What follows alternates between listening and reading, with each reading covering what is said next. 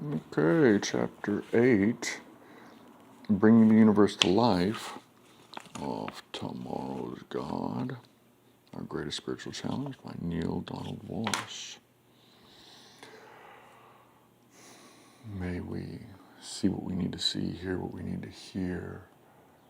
May our hearts and minds be transformed into the highest version of ourselves within this reality.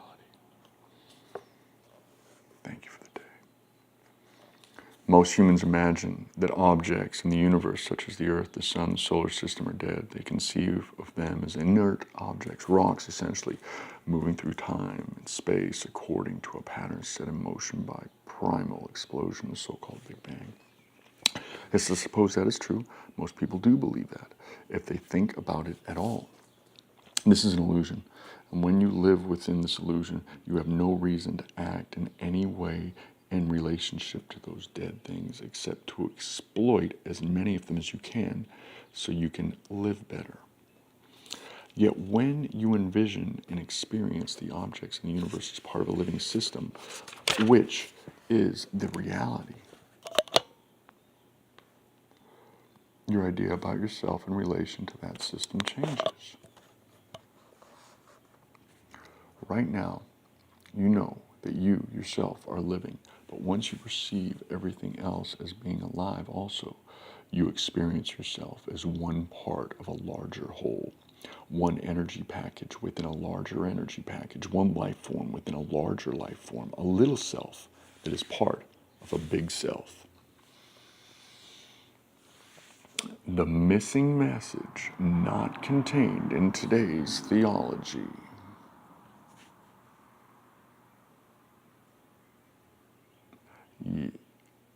Yes, as I said before, this is the crossroads between the old spirituality and the new, between yesterday's God and tomorrow's. Here's the intersection of experience and wisdom. You have experienced yourself in one way, and now wisdom invites you to change direction and walk a different path. From the old spirituality insists that yesterday's God created the heavens and the earth, while the new spirituality says tomorrow's God is the heavens and the earth. The old spirituality says that God stands separate and apart from his creation and breathed life into man, and he may have dominion over as many of these things as he could touch and see and feel and gather unto himself. The new spirituality says that God is unified and one with everything and breathes life not into humans, but as humans, that humans may express and experience themselves as God made manifest, and may know that everything they touch and see and feel is likewise God in manifest form. The old spirituality asks you to serve God. The new spirituality asks you to serve life, which is the same thing. Yet the old spirituality allowed you to imagine that you could serve God by destroying life, whereas the new spirituality cannot imagine such a thing. So September 11th could never have happened in the name of Allah if people were serving tomorrow's God. It shouldn't even have happened in the name of service to yesterday's God. But that's the problem right there.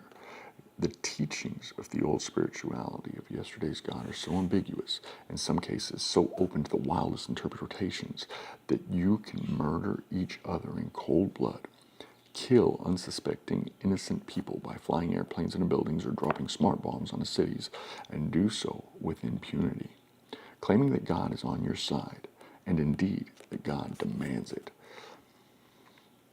Yet the message and the invitation for tomorrow's God will be much less ambiguous.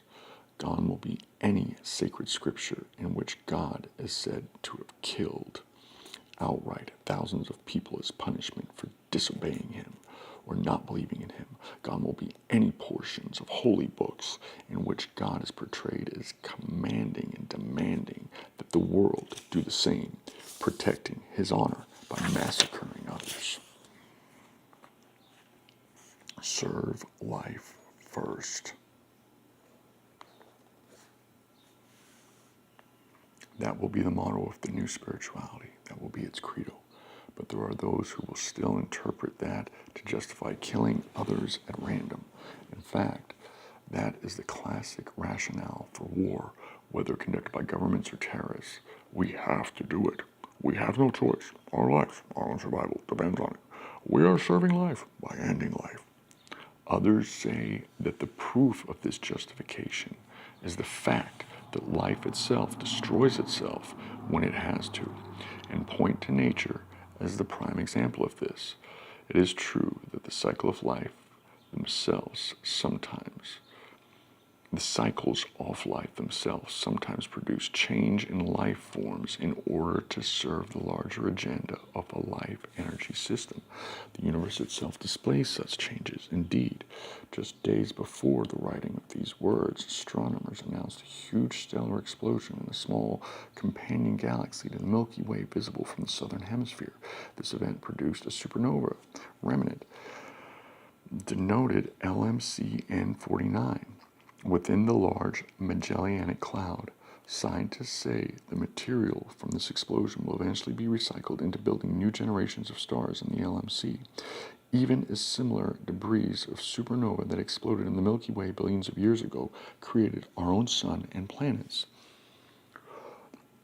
Yet these events reflect the truth that all our universe is a living system.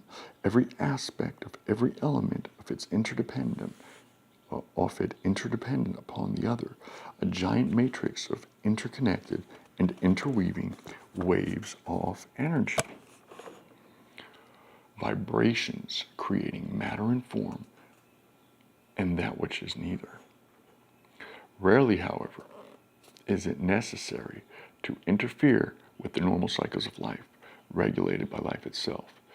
It is a fact that life forms that have become more self-aware are able to impact the normal cycles of life of other life forms.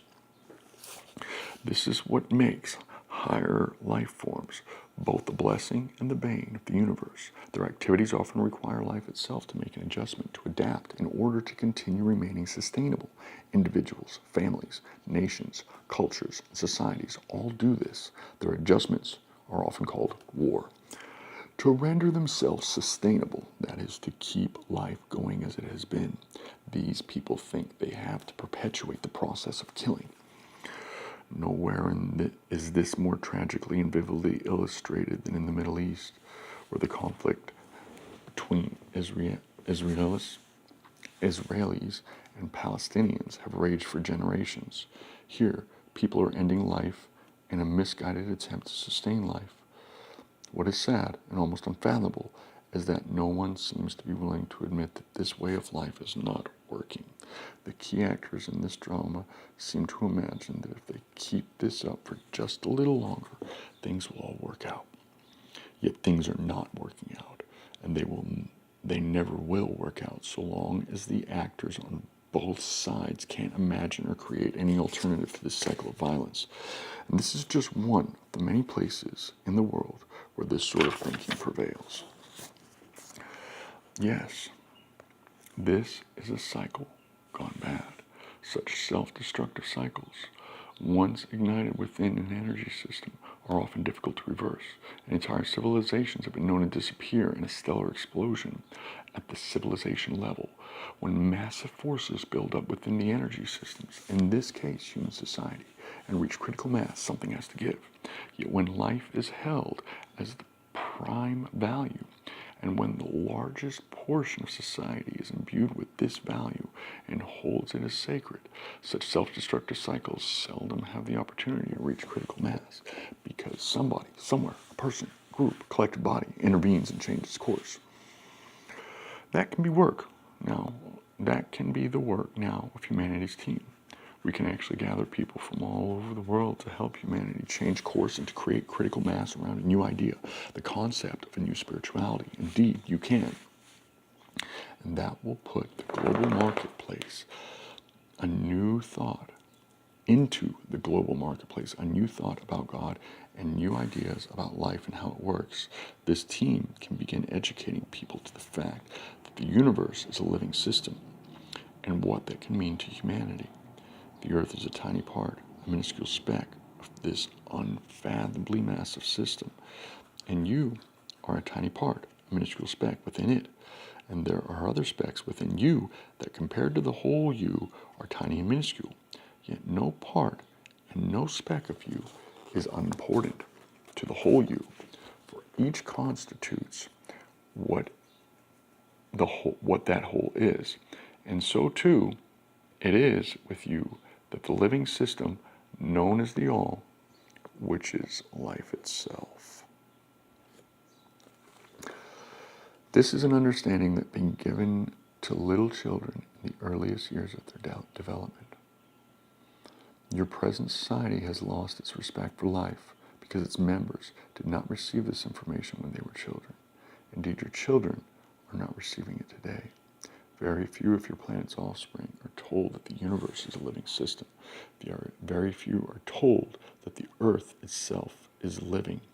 And very few children are told in school today that they are part of that system, one with God and one with each other. Even religious schools do not teach this. Are you kidding? Especially religious schools do not teach this.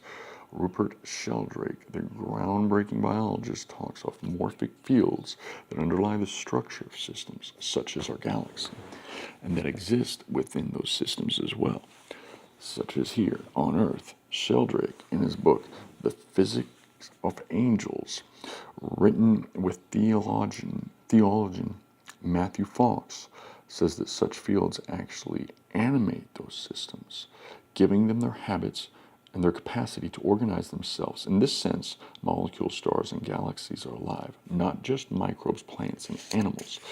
In the future, on the day when you embrace tomorrow's God, your learning communities will share such perspectives with the youngest among you, so that they may carry the values that these perspectives generate into their adult lives. Such concepts, held deep within the subconscious, will allow you to eventually create a new society made up of new humans who will revere and hold life as the prime value, seeing it everywhere, including in the stars. But do we have to wait until we create learning communities that teach children this concept and until those communities grow up? No. But you may wish to begin the work of establishing such learning communities so that the offspring that emerge from them, tomorrow's adults, will not have to struggle to let go of old ideas when they are grown up. Yet right now, in this day and time, you can begin the process of changing your own beliefs, releasing those that continue to produce dysfunction in your life, and embracing a new thought that could produce a new reality and a new kind of world in your lifetime. This can be done within 30 years.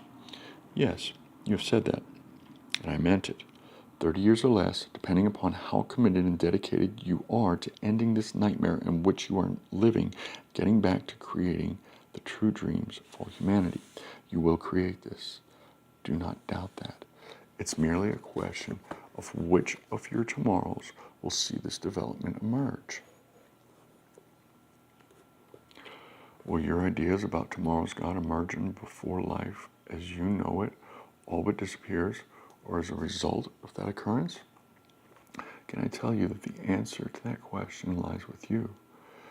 It all depends on how committed you are to experiencing your earth as a paradise, and your life as the virtual, unlimited opportunity that can be. If you have no commitment to that, you could experience your planet as a far more unfriendly place, and your life as a far more limited expression in the near future. Indeed, that is happening now for more and more of the world's people. Dwan Elgin, in his latest book, Promise Ahead, says that we consider an income of $3 a day to be the poverty line. Roughly 3.6 billion people fall below it, some 60% of humanity.